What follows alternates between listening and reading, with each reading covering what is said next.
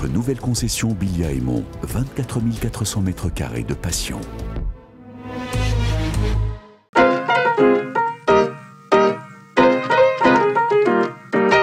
Bonjour à tous et bienvenue pour ce nouveau numéro du Clubhouse, le deuxième de l'été pour notre version estivale. Et à mes côtés aujourd'hui un joli casting avec un invité aussi de marque, je vous le présente en premier, tiens pour une fois. Sergio Silva Costa, comment ça va? Salut. Ça va bien, merci. À tes côtés Luca Galli, je ne me présente plus je pense. Non ça y est, je suis parti des meubles. T'as perdu les petites rougeurs du soleil? Ouais c'est bon, c'est réglé, t'as trouvé la crème ou pas? T'as trouvé le remède? Je suis à l'ombre. Non, tu t'es mis à l'ombre. Je joue au foot depuis maintenant un mois. Reprise ce soir, attention. Reprise ce soir, ouais, ça va pas être rigolo ça par contre. Avec Young Linser. Et à mes côtés, François Praderol. Salut tout le monde. Ça sent bon le sud. Ouais, exactement. J'ai mis le petit t-shirt maître nageur si quelqu'un fait un malaise par rapport aux annonces mercato. C'est le t-shirt Oui Charlie. Oui Charlie, ouais. Charlie, pour ceux qui connaissent.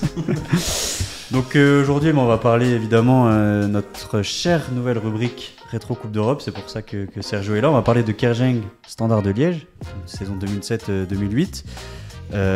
Puis on aura un débat également foot international. Je sais que vous êtes plutôt fan de l'OM et qu'on va parler de l'OM, son nouvel entraîneur Marcelino, Alexis Sanchez, est-ce qu'il va rester, est-ce qu'il va pas rester, puis évidemment le petit quiz à la fin, ça, on aime toujours bien. Fan n'est pas toujours d'accord. Ça n'est pas toujours d'accord, il faut être lucide aussi hein, de temps en temps sur son club. Exactement, c'est le plus dur. Donc Sergio, déjà en tant que joueur, tu as connu le Fola, Minier Lasso, Kerjeng donc, ta plus grosse période 2004-2011. Et puis ma mère, en fin de carrière, tu es actuellement entraîneur des gardiens au Swift, en compagnie de Luc. Oui. Et tu es passé aussi par Luna, par Pétange, et puis tu étais au F91 avec Carlos Fanguero jusqu'à présent. 86 matchs de BGL League, j'ai vu, plutôt pas mal. 4 matchs de Coupe d'Europe. Je suis venu un peu tard. 4 matchs de Coupe d'Europe, et donc cette double confrontation standard contre Kerjeng. Avec ce match aller qui malheureusement n'a pas laissé de place au suspense pour le match retour, défaite 3-0. Quel souvenir tu gardes de ce match-là? Je vais peut-être rappeler aussi quelques joueurs qui étaient présents sur la pelouse. Donc il y avait Axel Witsel qu'on connaît bien, qui a joué à Benfica, qui est aujourd'hui à l'Atlético Madrid, qui a joué au Zénith également. Dieu merci Mbokani qui est passé par l'AS Monaco, Marouane Fellaini, Everton, Manchester United.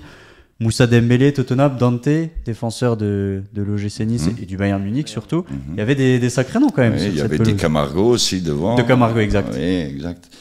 C'était un très très beau souvenir. Et, quand on se croise encore avec les joueurs de l'époque, on en discute tout le temps. Hein, c'est indéniable. Hein, c'était le plus gros souvenir. Surtout déjà au tirage, quand on voit le Standard de Liège. Et voilà, ça s'est vu aussi, je crois, en championnat, parce qu'on avait joué d'abord un match de championnat. Je crois qu'on en a pris 6 ici à Differdange, parce que personne ne voulait se blesser pour jouer justement ce match-là. Et le coach, il disait vivement que ce match soit fini pour qu'on se concentre sur le championnat, parce que le but, c'était le championnat. Mais oui, des très très beaux souvenirs, surtout là-haut avec Michel Prodhomme, l'entraîneur, qui nous a très très bien accueillis. Et il ne nous a pas traités de petits amateurs, voilà, il nous a traités vraiment comme des pros. Et je garde un très très bon souvenir de cette personne-là, Michel Prodhomme. Est-ce qu'il y avait une préparation particulière? Tu sais, le fait de jouer un match beaucoup plus peut-être difficile que d'habitude? Non, Angelo Fiorucci, le coach, non. On faisait la préparation, c'est toujours les premiers matchs de la saison, etc. C'est ça qui est difficile d'ailleurs. Certainement de commencer par un match si difficile alors qu'on est juste en tout début de préparation. Oui, c'était notre deuxième match. Avant, on était en Norvège contre Lillestrøm où on s'est qualifié pour le deuxième tour. Mais c'est vrai que c'est les matchs les plus difficiles parce que c'est tout de suite les premiers. Mais on a préparé la semaine normalement. On voyait qu'il y avait plus de choses autour. Pourquoi? Parce qu'on voyait des supporters, on se traînait au stade et on voyait les supporters venir tous chercher des tickets, des supporters du Standard, et parce qu'ils venaient acheter les tickets là. Et c'est vrai qu'on voyait qu'il y avait plus d'engouement autour. Mais sinon, on préparait ça comme un match normal, quoi. Par rapport aux joueurs, déjà ça devait être relativement impressionnant. Flo il en a parlé des différents joueurs qui faisaient partie de cette équipe. Et moi je voulais parler un peu du ressenti par rapport au stade. Quand on a l'habitude de jouer dans des stades de BGL, qu'est-ce que ça fait quand on arrive dans un stade de 27 000 personnes avec des supporters du Standard qui sont quand même réputés pour être plutôt chauds? Ça fait quoi? Déjà, on a joué ici au Bartel, c'était plein et c'était que des supporters du Standard. Déjà, l'ambiance là, c'était déjà une ambiance De fou, pourquoi? Parce que quand on allait au Bartel, il y avait toujours 1000, 2000 personnes, voilà. Mais là, il était plein à craquer, c'était une ambiance déjà de fou. Et après, c'est vrai, hein, à Sclessin, et en plus je m'échauffe et juste derrière eux, quand il te fait insulter, et tout, voilà. Mais j'ai encore une petite anecdote, parce que je crois que je sors à la 67e minute, je sors sur blessure, parce que j'avais pris un coup, une commotion cérébrale, mais j'ai joué encore pendant 10 minutes, mais je me rappelle plus. Non, je me rappelle plus, j'ai eu un carton jaune, je vois juste les images et les vidéos, et je me suis fait insulter derrière, parce qu'ils croyaient qu'on perdait du temps. Je perdais du temps, mais c'était pas le cas. En fait, voilà, j'étais tombé, j'ai terminé au CHU. Mais c'est vrai que pendant le match, ils t'ont insulté, mais après le match, une fois qu'ils ont su que c'était pas du théâtre, j'ai reçu plein d'emails et plein de messages Excuse un peu. non, c'était sympa. Non, honnêtement, ils étaient sympas. Du jeu sur le terrain, notamment dès le match aller, sur quoi vous sentez qu'il y a peut-être une différence, des niveaux d'écart? C'est quoi le plus difficile? Le plus difficile, c'est la vitesse. Ça va beaucoup plus vite. Nous, dans le temps, je crois que si vous regardez les photos, on était tous minces. Moi, je le suis encore.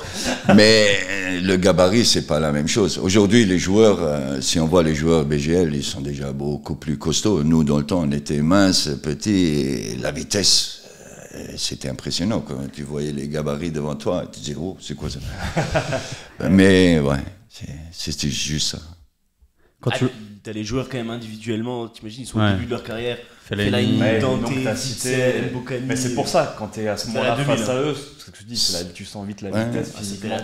C'était la grosse équipe du Standard. Hein. C'était la grosse équipe. Parce que le Standard n'est plus trop ce qu'il était, en tout cas par le passé. Mais à cette époque-là, il sortait que des joueurs. Ça devait à la 2000. Et justement, quand tu les vois, ces joueurs-là, à ce moment-là, est-ce que tu te dis que ça va être des top players, tu vois, Tottenham, Manchester, tous ces clubs-là? À ce moment-là, non. Non, pas forcément. À ce moment-là, non. Pourquoi on est focus dans notre match? Voilà, on sait que c'est des pros, mais on était focus dans le match. Aujourd'hui, quand tu les vois, tu dis, oh, j'ai joué contre lui. C'est impressionnant. Sur l'état d'esprit, match retour, vous perdez 3-0 au match aller. Comment vous abordez le retour? Est-ce que vous dites en football, même si c'est élevé, on va peut-être faire un exploit? Ou est-ce que vous dites plutôt, bon, on va faire du mieux qu'on peut et puis, Non, ce qu'on voulait, c'est pas prendre une claque. Ouais. Voilà. Honnêtement, on voulait pas prendre une claque, on voulait vraiment tenir le 0-0 le plus longtemps possible. Et je crois qu'on a presque réussi. J'en encaisse à la 91e, 92e minute. Le but, donc on aurait presque réussi notre petit exploit. Et voilà, non, sinon, rien de spécial.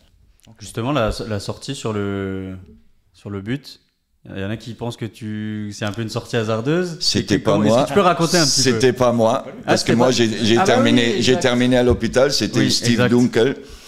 Exact. Après, voilà, vous savez, quand vous rentrez en plus dans un match comme ça, et je crois qu'il avait fait 1 ou 2 arrêts juste avant. Ouais, c'est vrai que c'est toi qui sors, et voilà, après il y a une petite sortie hasardeuse, c'est comme ça, ça va vite. Et quand tu rentres dans un match comme ça avec les personnes derrière, 27 000 personnes, et tant que gardien en plus, c'est pas la même chose qu'un joueur. Bon, pas évident. Pour ma défense, on voyait pas bien sur les... Non. L'image n'était pas de bonne qualité, j'ai pas fait gaffe que c'était plus toi dans le but. C'est la différence entre les deux. Ouais. Est-ce qu'après cette double confrontation, est-ce que ça t'a donné envie peut-être, ou ça t'a fait peut-être espérer de jouer dans un club pro à l'étranger, de viser plus haut, même ici au Luxembourg? Comment t'en es ressorti de ces matchs-là? Après, il faut rester réaliste. Les chances de sortir dans le temps-là, des chances d'un joueur luxembourgeois à sortir pour le monde pro, c'était presque zéro, quoi. C'était vraiment rare. Aujourd'hui, c'est plus la même chose. Aujourd'hui, je crois que les matchs européens servent justement à ce que les joueurs luxembourgeois ou les joueurs qui sont au Luxembourg se montrent. Et je suis certain que certains, après les Coupes d'Europe, vont être pistés, etc. C'est sûr. C'est une expérience qui te sert encore aujourd'hui? Toi, maintenant, tu es de l'autre côté, tu es entraîneur des gardiens. Est-ce qu'il y a ce vécu-là, il te sert dans la transmission, dans ta manière de coacher peut-être? Exact. Aussi d'aborder les matchs importants? D'aborder les matchs importants, oui. Mais aujourd'hui, je crois que les joueurs, ils sont prêts déjà pour ces matchs-là. Ok, on dit qu'on est prêt, mais quand on arrive là, il y a toujours 10 minutes de flottement, il y a 10 minutes de stress. Mais je crois que les joueurs aujourd'hui, ils sont déjà plus préparés à ce genre de match-là. Puis je pense que la différence aussi, si je peux me permettre, par rapport à la BGL Je à t'en prie. l'époque, les joueurs déjà de l'époque avaient un cursus professionnel. Aujourd'hui, c'est ce qu'on disait la dernière fois quand on en discutait. Tous les joueurs qui jouent une bonne partie des joueurs qui jouent en BGL ont tous connu le centre de formation, donc ont plus l'habitude, ils sont plus préparés mentalement, etc. Conditionnés. Ils ont tous joué Il y a une évolution. dans des équipes réserves pro quasiment, où ils ont tous joué en tout cas à un très bon niveau, donc ils sont. Je dis pas que Tout vous à avez fait. à l'époque pas joué dans un autre niveau, dans un très bon niveau. Je dis juste que la préparation et la formation en amont était quand même plus importante. Ils sont conditionnés à ça C'est plus ça, tôt, en fait. c'est ça, Depuis le ouais. plus jeune âge, ils Ils sont sont préparés à ça. formés pour ça. Et il ne faut pas oublier non plus que la plupart des joueurs, ils travaillaient là. Aujourd'hui, c'est l'inverse. Il y en a de moins en moins qui travaillent. Et dans l'équipe de Kergeng, je crois qu'on travaillait tous. Il n'y avait pas un pro. Hein. Donc aujourd'hui, tu es entraîneur des gardiens. Donc tu as changé de club cet été. Tu es passé de Dudelange au Swift avec Carlos Fanguero et son staff. Petite particularité, vous êtes deux entraîneurs des gardiens. Comment ça se passe au quotidien là sur... Oui, il y Est-ce a que tu peux Luc. nous raconter un petit peu tes premiers pas dans ton nouveau club? Oui, il y a Luc. On a été très bien accueillis et tout ça. L'avantage d'être à deux, on a deux visions différentes. Ça permet aussi aux gardiens d'avoir deux visions différentes de coaching.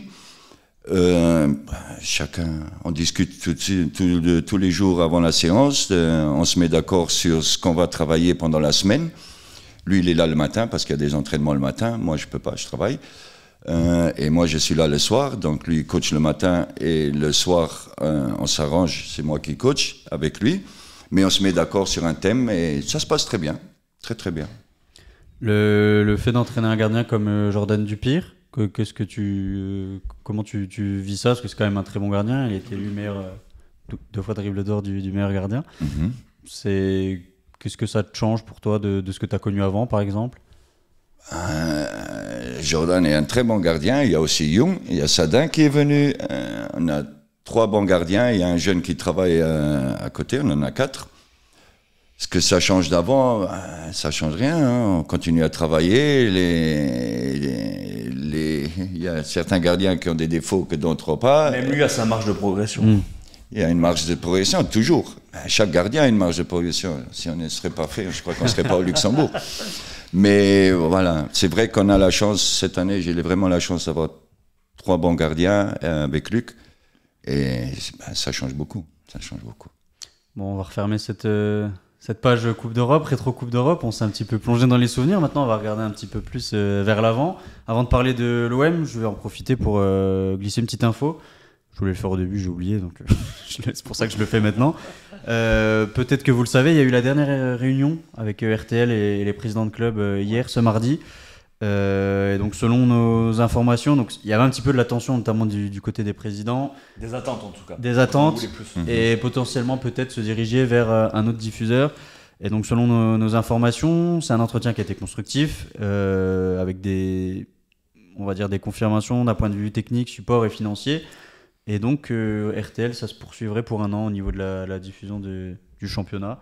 Donc, à voir ce que ça va donner. Je pense que les clubs sont en droit aussi d'attendre Un peu plus. un peu plus, notamment au niveau de la qualité. Peut-être, alors bien sûr, avoir quelque chose de financier dans l'histoire, mais surtout la qualité, je pense, de la retransmission. Les deux, en fait. Ouais, les deux. C'est surtout financier, moi. Ouais. Je pense que C'est les ça deux, peut- c'est les deux parce qu'il y a une proposition de service au début et après, quand on voit le nombre de clics sur ces journées de BGL League, c'est normal que les clubs attendent un retour là-dessus. Et voilà, surtout que c'est une particularité, c'est assez unique. Il y a à peu près qu'ici, je pense qu'on voit ça. Mais ça prend un peu de temps pour que ça se mette en place et faut essayer d'être optimiste. Surtout le retour financier, je pense qu'il est aussi légitime dans le sens où il y a plein de gens qui vont regarder sur leur ordinateur, en ligne, et qui vont pas aller au stade, donc ça fait aussi un manque à gagner au niveau de la recette, au niveau de l'entrée. C'est que pour le Luxembourg, en plus du sponsoring, tout ce qui est buvette, entrée, etc., c'est quand même relativement important, donc ça fait un manque à gagner. Oui, c'est sûr que pour moi, RTL doit un peu mettre la main à la poche. Et justement, le fait d'aider les clubs de BGL peut permettre aux clubs de BGL, tu me dis si je me trompe, de s'améliorer en ayant plus de moyens, peut-être des meilleurs joueurs, donc peut-être avoir encore plus de monde qui regarde, et ça peut que participer au bon fonctionnement du football luxembourgeois. Donc espérons qu'ils fassent le nécessaire. Bon, on passe sur l'OM. Nouvel entraîneur. Alors, on le reprécise, il y a 2 fans de l'OM à mes côtés. Marcelino, nouvel entraîneur, ça y est, ça a été officialisé cette semaine. Donc parcours de joueur plutôt intéressant, milieu de terrain qui est passé par Gijón, Santander, Levante, Elche. Par contre, un parcours d'entraîneur un peu plus long et un peu plus mouvementé, puisqu'il a un petit peu la bougeotte, notre petit Marcelino. Il reste pas longtemps dans les clubs, 2 ans, maximum 3 ans à Villarreal. C'est bien pour l'OM. Il a 3 chaussures à son pied. C'est trop pour 2 ans, c'est trop pour l'OM. Voilà, c'est tout. Donc Gijón, il a entraîné, Huelva, Santander, Saragosse, Santander de nouveau, une petite intérim. FC Séville, une saison, 2011-2012. Villarreal, 3 ans, je le disais, c'est sa plus grosse pige, 2013-2016. Valence, chez le voisin, 2017-2019. Et puis plus dernièrement, Bilbao, 2021-2022. Donc là, il était libre comme l'air. Il arrive à l'OM, il prend la relève d'Igor Tudor. Bon, faut pas se le cacher, hein, ce qui a fait qu'il est venu en grande partie, c'est quand même ses liens avec le président. Avec Longoria, ils se sont connus par le passé. Est-ce que c'est un bon choix pour l'OM ? On peut imaginer que c'est pas le seul critère, hein, on espère. Mais en tout cas, c'est quand même ce qui a fait basculer, je pense, le choix assez rapidement sur ce profil d'entraîneur, sur lui en fait. C'est un bon choix selon vous pour l'OM ? J'ai arrêté de croire à l'OM, moi. C'est trop de déception. Des heures passées. Je réagirai après, bien sûr. Un peu partout. Non, franchement, j'ai arrêté de croire à l'OM. On verra bien. Je suis supporter parce que c'est mon club et que je l'aime énormément. Maintenant, on verra. Tudor au début, beaucoup disaient que c'était une pompe. Quand tu dis beaucoup, tu dis François. Non, François, il était bon, c'est vrai. C'est vrai, je suis mauvaise langue. Dans ceux qui Je suis mauvaise langue. et qui n'ont pas trop apprécié. J'étais au premier match au Vélodrome, il y a tout le stade qui l'a sifflé. Je trouve ça débile, t'as un coach qui arrive, faut voir ce qu'il va faire. Et tout le stade l'a sifflé, c'était abusé. Maintenant, il est parti, ils sont partis en bombe, l'OM, et ils ont fait un gros début de saison. On les voyait pendant même un moment, François le premier d'ailleurs, moi j'ai tout de suite dit que non, aller concurrencer le PSG pour le titre. Il s'avère qu'ils ont chuté, comme chaque année au final. À la fin. Ah, il y a eu un moment où ils étaient pas si loin. Après, ils ont perdu des matchs charnières, même des matchs. Ça a duré longtemps quand même. Perdre contre Annecy en Coupe de France, par exemple. Il faut toujours recontextualiser, c'est intéressant. Il y a beaucoup de supporters de l'OM qui ont la mémoire très courte, c'est une spécialité un peu marseillaise. C'est-à-dire qu'on se voit toujours, on a envie de jouer le haut de tableau, on a envie de jouer la Ligue des Champions. On est un peu dans ce passé glorieux et on oublie qu'on a eu des années bien pourries quand même sur les 20 dernières années où voilà, on s'est parfois, notamment pour aller poliment, bien fait chier dans le jeu et au stade. Et voilà, faut pas avoir la mémoire courte. L'année dernière, si on finit 3ème, c'est aussi parce que Lens fait une saison incroyable. L'OM marque plus de points que l'année du titre en 2010. Et voilà, on a un PSG qui a quand même d'autres moyens. Donc si ça nous amuse pendant la saison de les titiller, d'ailleurs on les a battus, ça faisait longtemps en coupe. Voilà, on peut avoir des déceptions, mais à la fin je pense qu'il faut savoir d'où on vient, où on est, et voilà. Et je pense qu'en tout cas on prend quand même plus de plaisir au stade Vélodrome qu'à certains moments, et moi je fais partie des défenseurs de Pablo Longoria, en tout cas. Tu as parlé de style de jeu, c'est bien, ça me fait un petit peu la passe décisive. C'est un style de jeu différent d'Igor Tudor, plutôt 4-4-2 à plat. À quoi vous attendez de ce point de vue-là dans le jeu ? On espère en tout cas que ça fonctionne, que cette année à Marseille on prenne plus de points, parce que sur la saison dernière on perd énormément de points à domicile contre des concurrents, mais c'est pas des concurrents en fait, contre Ajaccio. Strasbourg, etc. Pour ça que moi j'ai trouvé l'OM d'Igor Tudor, enfin en fait c'est pas l'OM d'Igor Tudor, c'est que c'est pitoyable quand t'as, allez je vais pas m'enflammer, je vais dire un des meilleurs publics d'Europe, que tu fais guichet fermé toute la saison et que tu as des supporters qui donnent leur vie à faire des tifos confectionnés, qui passent leur vie au stade, à mettre les papiers sur les sièges et en fait qui font que ça, que tu perds contre Ajaccio, que tu fais match nul contre Strasbourg. Tu vas pas gagner tous tes matchs au championnat. Tu as perdu plus de 20 points dans une des plus chaudes ambiances de France. C'est une anomalie. C'est pitoyable. C'est pitoyable, c'est juste que tu as des joueurs. Pour mesurer, c'est le principe du supporter. C'est la vérité. Voilà. Et donc, du coup, j'espère que Marseille prendra plus de points. Moi, je fais partie des personnes qui aiment prendre du plaisir en regardant du beau jeu. Maintenant, le football, c'est le football. Le plus important, c'est la victoire. Le plus important, c'est qu'à la fin du match, tu prennes 3 points. Marseille n'a pas connu de titre depuis des années maintenant. S'ils gagnent tous les matchs 1-0, à la fin de l'année ils sont champions, et du coup je serai très content. Donc pas forcément d'attente au niveau du jeu avec Marcelino. Parce qu'il y a ce côté, tu vois, espagnol, on sait que ça peut jouer bien, il y a aussi le côté... le moins de nationalité, voilà, exactement. Le jeu espagnol, est-ce que ça Le jeu espagnol, normalement, c'est possession, c'est tic-tac, et un jour, c'est possible. Hein. J'aimerais bien voir l'OM gagner un petit titre aussi.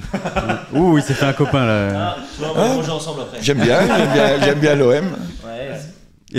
D'un point de vue effectif aussi, on annonce peut-être des offres pour Guendouzi, il y a Alexis Sanchez surtout, qui a vendu la maison, qui est en fin de contrat, qui est plus là.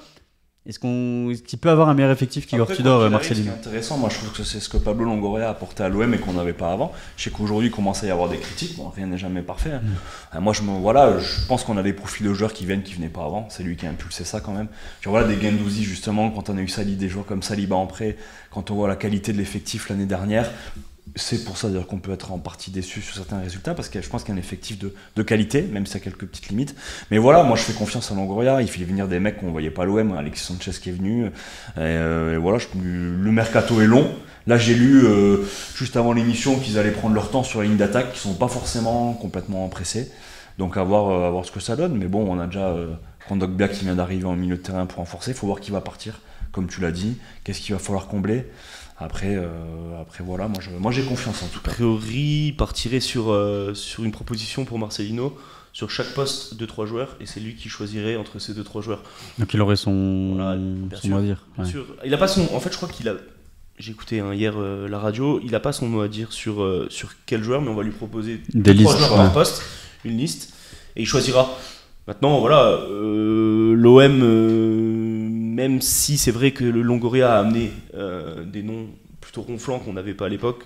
Qui ont assuré. Je veux dire, Guendouzi, sa première saison, il joue toute la saison, tous les matchs, il se blesse pas. Et la saison dernière, pour moi, il joue pas à son poste, parce que franchement, c'est un très bon joueur, il n'y a pas à aller. Maintenant, petit bémol, comment ça va être l'année prochaine si tu perds Alexis Sanchez, même si personne n'est irremplaçable. Il y a un dicton à Marseille qui dit que les joueurs passent, seuls les supporters restent. Les entraîneurs passent aussi. Ouais, les entraîneurs passent, mais il restera toujours les supporters. Ça, c'est ma petite déception, d'ailleurs, qu'on n'arrive pas. Le manque de stabilité. C'est ce que je pourrais reprocher. Moi, j'ai dit que j'aimais bien, mais à Pablo Longoria, changer d'entraîneur comme ça tous les ans, c'est un peu dommage. Parce que pareil, Tudor, on l'a dit, notamment sur la gestion peut-être psychologique du groupe, ou même de l'effectif sur les rotations, on a pu s'interroger. Mais voilà, c'est pas une saison, c'est pas une mauvaise saison. Il y a des déceptions sur la Coupe de France notamment, et sur le fait que ça lâche à la fin, comme tu disais. Mais voilà, changer d'entraîneur comme ça tous les ans, c'est je me mords les lèvres pour pas sauter au-dessus de cette table. Mais c'est une mauvaise saison. Voilà. Ça veut pas être autre chose qu'une mauvaise saison. On en a parlé 25 fois tous les deux. Bah, tu oublies les années où tu n'as pas joué à la Ligue des Champions, tu t'es pas qualifié. Et voilà. Et je trouve surtout, je voulais ajouter quelque chose. Comme on parle de l'OM, c'est le moment. Je trouve que ça fait quelques années, mais c'est normal, hein, c'est le jeu. Médiatiquement, on est toujours beaucoup plus critique avec l'OM, alors que sur des clubs censés être du même standing, qui ont à peu près le même budget ou les mêmes ambitions, tu vois, des clubs comme Monaco, comme Lyon, comme Rennes, qui ont dépensé des millions les dernières années. Coupons cette émission. Aucun club en France, à part le Paris Saint-Germain, n'est du même standing que l'Olympique de Marseille. Mais je parle pas de standing, je parle de politique, je parle de budget, je parle de moyens, je parle de ce que tu veux faire. Parce que toi, tu vis encore en 93. Donc voilà, après, je vis pas maintenant. Non, je vis pas en 93. Il faut savoir où tu dis juste qu'il y a que Marseille qui t'envoie aussi rapidement en équipe de France, à part le PSG. Je pense qu'il y a que l'OM. L'OM, c'est le club le plus médiatique de France. Il y a quelques mecs à Monaco qui sont en équipe de France. Oui, il y en a quelques-uns, mais à Marseille, tu fais 6 bons matchs. Amalfitano, ça t'envoie sur le banc de l'équipe de France. Oui, mais ça t'envoie en équipe de France quand même, et les gens le savent. Maintenant, Marseille, on le sait, c'est très difficile d'y jouer. Il y a plein de joueurs qui y passent et qui n'y arrivent pas. Mais l'OM n'a pas fait une bonne saison. Ils sont éliminés en Ligue des Champions. Ils se qualifient même pas pour la 3e place pour la Ligue Europa. Coupe de France, t'élimines le PSG, donc t'élimines Rennes, t'élimines le PSG, et tu perds contre Annecy au Vélodrome dans 67 000 personnes. On a dit que c'était décevant. Voilà, c'est décevant. Championnat, tu gardes pas ta 2e place. Après, Lens, c'est une super saison. Les 10 dernières années, t'as fait des saisons pires, faut pas oublier. C'est pas parce que t'as passé 10 C'est pas parce que t'as collé des bouts de papier sur les fauteuils au Vélodrome qu'il y a la réalité du terrain. Non, d'accord, super. Mais je vois pas le rapport, mais c'est pas parce que t'as passé 10 saisons à manger du pain noir qu'aujourd'hui tu peux pas avoir un peu. T'as le droit d'avoir du bon pain, d'ambition, un peu d'attente. Je veux dire, franchement, honnêtement. Faut trouver le bon équilibre entre saison pourrie et saison décevante, c'est le bon terme, je pense.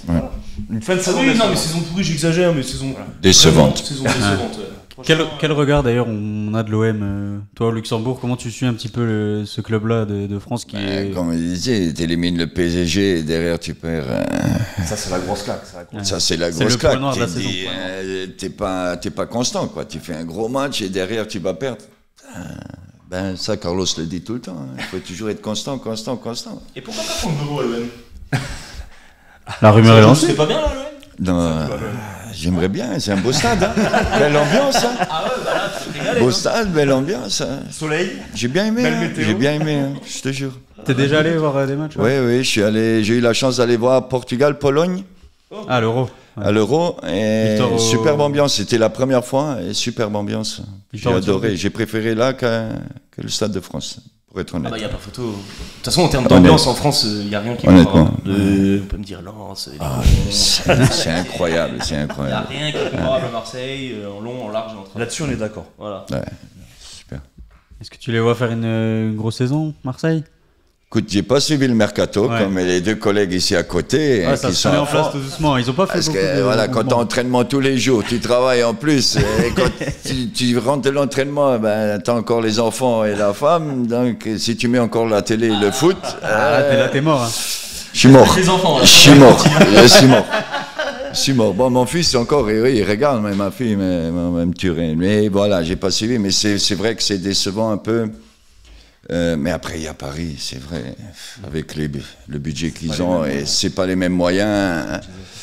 Oui, c'est décevant de ne pas garder une stabilité au niveau entraîneur. Oui, voilà. Moi, c'est Voilà, ce que ça je c'est et c'est la base. Mais après, ramener des gros noms, ça ramène aussi des autres gros noms. Tu vois, tu avais Sanchez, il peut ramener peut-être un ou deux autres. Ben, Paris, il a commencé comme ça. Hein. Là, tu signes Kondogbia, là, c'est un bel entrée en matière. C'est bon. de mercato. Non, c'est bien. Bon joueur. C'est bien. Bon Faut profil. signer un attaquant, Oui. voire deux, parce que on l'a pas dit, mais Marseillais ça joue en 4-4-2 à plat. Mm. Il faut deux attaquants. Si, moi je l'ai dit. J'ai dit 4-4 Ouais. de plat.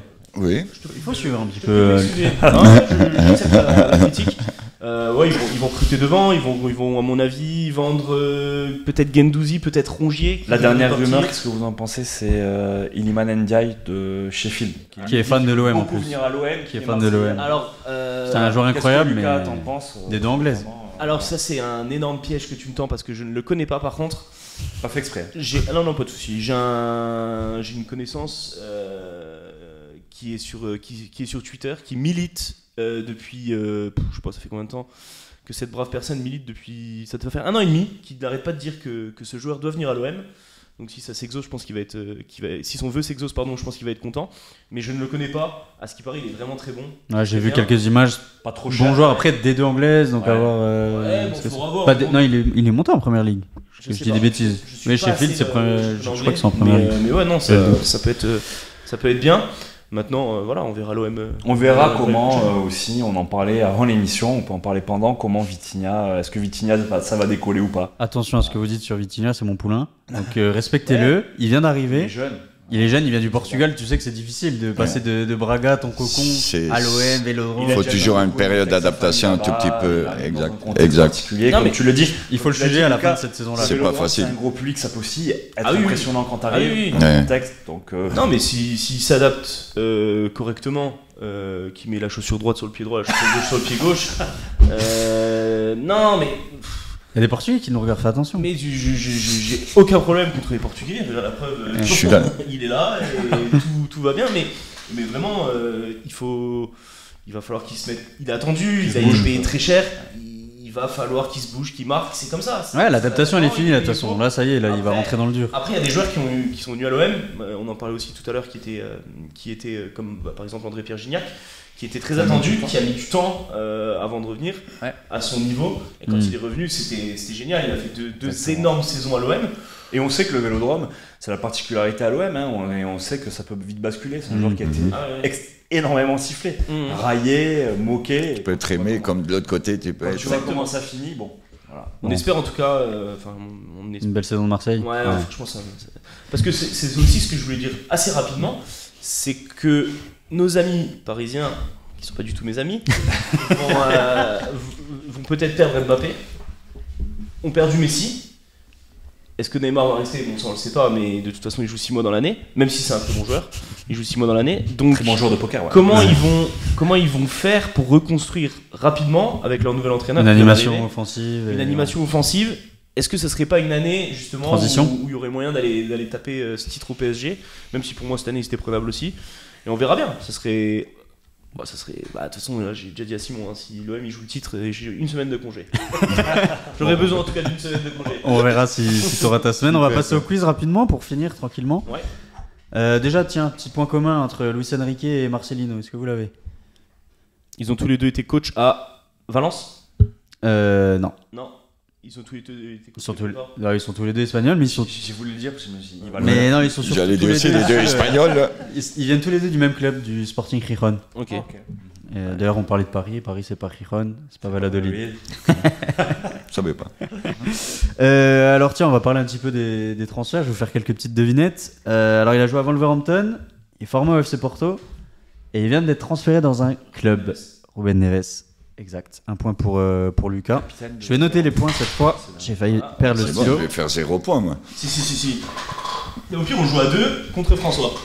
Ouais, ça peut être une solution aussi. Ça va, j'ai de la chance. j'ai de la Ça peut chance. être une solution. Ryan Philippe a été transféré dans un club. Dans quel club? Brunswick. 2 points pour Lucas. Les deux allemandes. Des deux allemandes. Et moi, 0,5. Ça vaut rien ça. Des deux allemandes ou un certain Daniel Sinani. Saint-Pauli. Oui. 5 Paul. Il a dit François. D'ailleurs, Ryan Philippe, déçu de ne pas le regarder. Ou tu savais en arrivant. C'est un quiz là, c'est pas. Là, j'ai envie de- Non, si, vas-y, je te laisse. vas-y. Je savais pas. Je savais pas. En Angleterre, un joueur de Leicester qui est descendu avec Leicester, donc, qui a été transféré pour 40 millions d'euros dans un club de Première Ligue. Un Anglais milieu offensif. Ah. Je l'ai. Non, tu l'as pas. C'est. Non, t'aurais dit le nom. Si. Au bout de la langue. Lui aussi, là. Ah putain, c'est lui, je cherche. Lucas, vire en tête. Voilà. Ouais, on va rester en Angleterre un petit peu, on va rester à Londres. Un joueur qui vient de signer à Arsenal en provenance de Mount. Chelsea. Mason Mount. Il n'a pas signé à Arsenal. Ah, c'est vrai. En provenant de Chelsea. Un milieu offensif. Buteur en finale de. Excellent, François. François qui recolle, attention. Ah non, il rigole pas, j'ai eu 3. Ouais, mais oui, c'est Dolan, il est là. Non, recoller, c'est 3-3. Je suis devant. Ok. C'est important. 3-1. Chelsea, il y a eu d'autres départs. Est-ce que vous arrivez à m'en citer quelques-uns? Koulibaly. Koulibaly, Kanté. Kanté, C'est juste. Qui ont perdu. en Arabie Saoudite, ouais. Ziyech. Un gardien. Non, Ziyech, c'est pas encore fait. Ziyech, il arrête pas de partir, revenir. Ouais, il fait des allers-retours, il fait. Mendy. Mendy, ouais. Mason Mount, tu l'as dit, Ouais. Manchester United. Et il y en a un dernier, l'autre club de Manchester, je sais pas si vous avez vu. Recrue plutôt intéressant. Un milieu de terrain. Pulisic. Non, Non, Kovacic. Kovacic. tu étais presque. Pulisic qui est sur les tablettes de Lyon, mais il y a le Milan qui. Il va y aller. Ouais, il veut pas y aller. Il y a le Milan qui rôde par là. Qui a rejoint N'Golo Kanté et Karim Benzema à Al Ittihad? C'est un Portugais. Non, bah non. Si. Joao Félix. Non, du tout. presque. Non.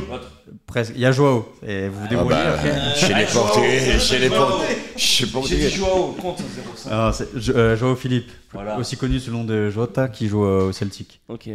30 millions, je crois, quand même. 24 ans, je suis un peu déçu. Je me dis qu'ils partent là-bas. Il gaspille tellement d'argent, Ça ça. va. En Arabie Saoudite. C'est dommage, hein, parce qu'il y avait, je pense, des bons clubs sur lui. Et... tiens, on va partir un peu plus près du Luxembourg. Est-ce que vous avez vu qui est la première recrue du FC Metz, de l'autre côté Oui. de la frontière? Élysée Simon. Élysée, non, ça c'est les champs à Paris. Les Champs-Élysées. Ouais. Non, mais un truc comme ça. Ouais, Simon Elisor. Simon Elisor. Simon Elisor, je te mets. Qui vient de Serein.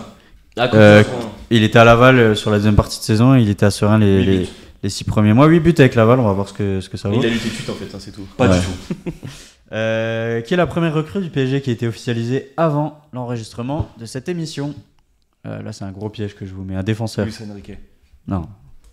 Un défenseur central. On en parle depuis longtemps. Skinner. Skriniar. Ah, ils l'ont officialisé. Ils l'ont officialisé. Ah, j'ai pas vu. 2028, je crois. Ah, j'ai pas vu. Super. Euh, Il a mal au dos toute l'année, ils le prennent. Ça fera en plus Ouais, pour la j'ai raison. gagné, là. François, il est devant. Voilà. Il m'en reste. C'est fini, non euh, On arrête. Il m'en reste deux. Il m'en reste deux. La prochaine fois, tu m'envoies les questions. Ouais, je t'enverrai les questions parce que. Mais toi, t'as une bonne excuse. T'es quand même. assez occupé. T'as un club et des gardiens entraînés, donc je t'en tiens pas rigueur. Ouais. Un Italien qui a signé à Newcastle. Puis comme ça fait un petit duel aussi. Ah, c'est celui de Milan. C'est Tonizzo. Nizzo. Non. J'ai signé à Tombelli, Newcastle. Je sais plus comment. C'est comment bah, Non, attends un peu, on réfléchit là. Voilà, parce que moi, Il a 0,5 là déjà. je l'ai. Tombella. Non, mais attends, non, mais il a pas du tout 0,5. Bah, il a 0,5, il a 3, il a la moitié du mot. Tonali. C'est moi qui ai le point. Voilà. Mais non, Est-ce que- attends, c'est pas fini. C'est pas fini. 5-3, c'est pas fini. La dernière compte Contre Triple. 6, ouais, c'est ça. Triple. 4 points. Allez. Qui vient de quitter le Football Club de Nantes pour s'engager avec Blas. le Stade Rennais, Ludovic Blas. Il a gagné. François sur le poteau.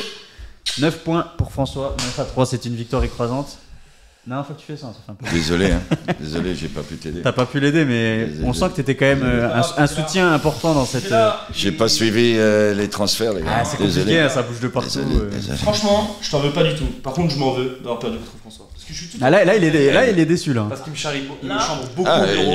j'ai remarqué, mais bon. Là, c'est une défaite qui va compter. hein. T'auras Ah, là, je vais en entendre parler toute l'année. C'est ça. Ouais, qui- c'est. Non, Mais je bon, vais c'est t'épargner. pas T'auras une C'est le revanche. jeu, hein. c'est le jeu. T'auras une revanche la prochaine.